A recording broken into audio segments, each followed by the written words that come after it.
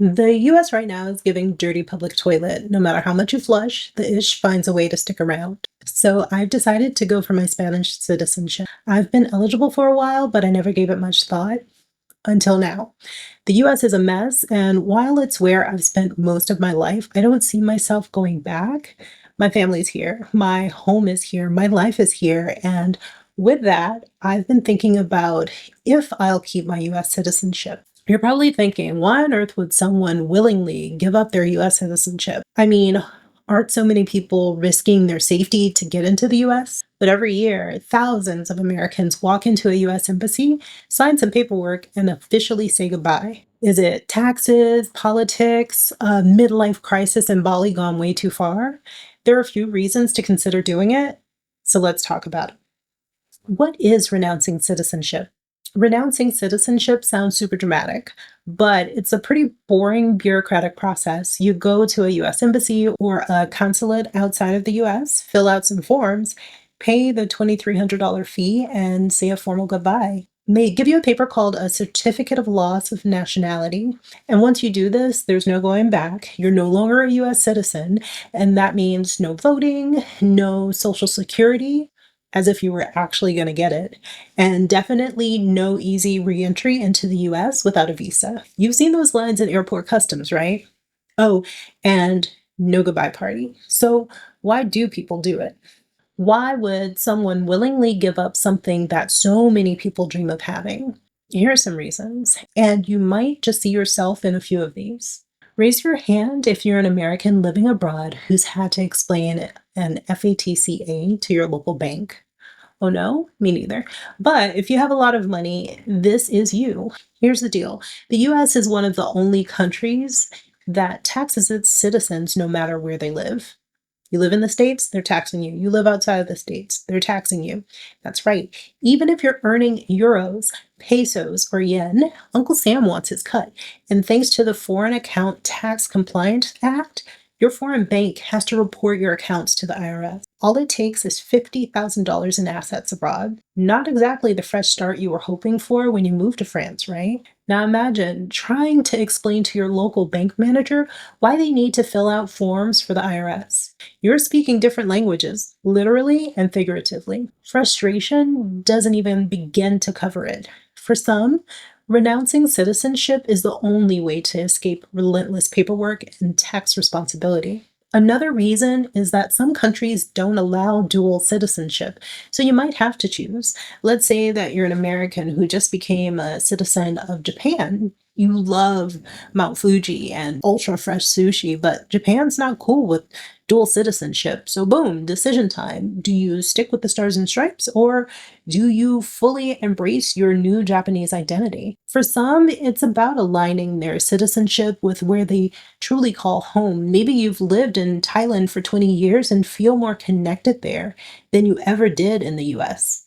Or perhaps you're disillusioned with the political climate back home. It's not just about where you live, it's about where you feel you belong. For high net worth individuals, renouncing citizenship can be a way to simplify their finances. They're tired of dealing with the US tax system and they just want to live their lives without the IRS in their wallets. The ultra rich, they've been known to relocate to tax havens, making their financial lives a whole lot simpler. And let's be honest, for some, it's about eliminating the stress of juggling US tax obligations, foreign accounts, and compliance requirements. It's not glamorous, but it's real. No more waking up in a cold sweat wondering if you filed the right form on time. What happens when you renounce? So you've made the decision, you've handed over the paperwork, paid the fee, and officially renounced. What happens next? First, you're no longer a US citizen. This means you lose automatic rights to live or work in the US. If you want to visit, you'll need a visa or an ESTA. And yes, it can be denied. No more breezing through customs with your American passport. Second, there's the tax angle. You'll need to file a final US tax return covering the part of the year where you were still a citizen. Oh, and if you're considered a covered expatriate, think a net worth over $2 million, you might even owe an exit tag. Essentially, the IRS pretends that you sold all of your assets the day before you renounced and taxes the gains that you earned. Third, say goodbye to certain benefits like voting in US elections, as though that actually means anything these days. With Social Security, you might get it, but only if the country you move to has an agreement with the US. Check for treaties before you make any big decisions. Blessedly, I'm in Spain, and Spain recognizes my contributions in the US. I plan on working for at least another 15 years, so I will continue to contribute to Spain as I have since I've moved back. And finally, there's the emotional side. For some, it's freeing. For others, it's bittersweet. After all, you're closing a chapter in your life. So you made it this far and you're thinking, okay, I might actually do this. How do I start? Here's what you do. Step 1, obtain citizenship in a country outside of the US. This wasn't my original step 1, but certain people can really be obtuse, dull-witted, wannabe trolls who end up writing something doltish in the comments. If that's you, thank you for commenting and helping my videos reach more people. Step 2, the original step 1. You'll need to make an appointment at a US embassy or consulate. Renunciation has to happen in person, and you can't do it while inside the US. Step 3, bring your US passport and proof of another nationality. If you're not already a citizen of another country, things do get tricky because you could become stateless. And trust me, nobody wants that. Because without citizenship, stateless people have no legal protection.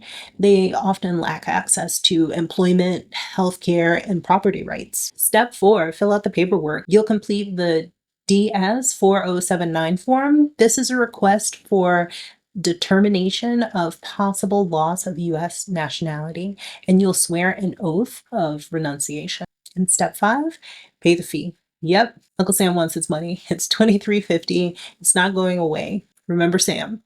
He always wants his money. And then there's step 6, wait for your certificate. After everything is approved, you'll receive your certificate of loss of nationality. You can frame it, burn it, stick it in a drawer. It's up to you. So there you have it, the who, the what, the where, the why, and the how of renouncing US citizenship. It's not something to take lightly, but for thousands of Americans each year, it's the right move. Maybe it's time to ask yourself, is this the path for me? I mean, look at Tina Turner. She traded her US citizenship for Swiss nationality after living in Switzerland for decades. For her, it was about embracing the place that she had called home and simplifying her life. And then there's Eduardo Saverin, the co-founder of Facebook. He gave up his US citizenship before Facebook's IPO. Maybe it was to avoid taxes on his billions, or maybe it was just to get away from Zuck.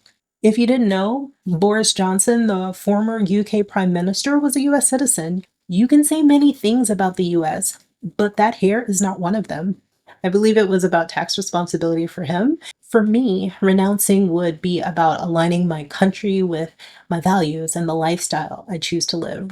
Renouncing US citizenship is a life-altering decision with significant consequences. I still have to seek legal, tax, financial advice from professionals who specialize in expatriation. There's a lot of careful consideration that I need to do.